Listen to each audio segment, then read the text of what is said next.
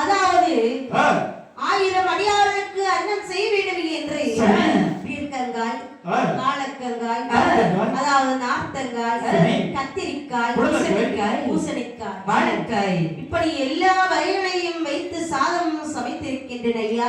எல்லா வகையும் வைத்து சாதம் செய்திருக்கிறார். ஆமாம் சுவாமி. அட பக்தா, என்ன எல்லா வகையும் வைத்து நீங்க சாதம் படைத்திருக்கிறீர்கள் என்று சொல்கிறாய். ஆமாமா. எல்லா கனி வகையும் யாருக்கு உகந்தப்பட்டது பக்தா? யாருக்கு உகந்தது தெரியுமா?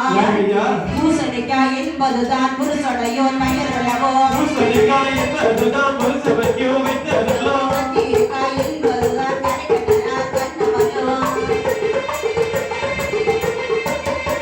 பகற்காய் என்பதுதான்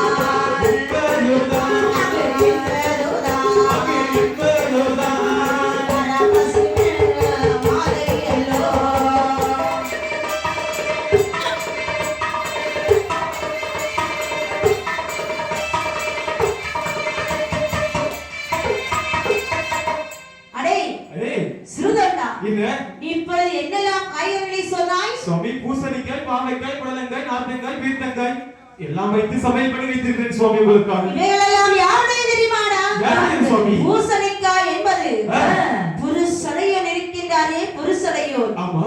அவருடைய வயரடா. ஐயோ, அப்படியானால் அந்த காய்கள் சாப்பிட மாட்டீர்கள். ஆமா. கத்திரிக்காய் என்று சொன்னாய். அந்த கத்திரிக்காய் இருக்கின்றதே. ஆமா. அந்த கருக்கண்ணனார் இருக்கின்றாரே அவருடைய கண்ணமடா. அது மட்டுமா? பாகக்காய் என்று சொல்லிக் கொண்டிருக்கின்றாயே பரமன் அணிந்திருக்கும் முத்ராட்சமடா.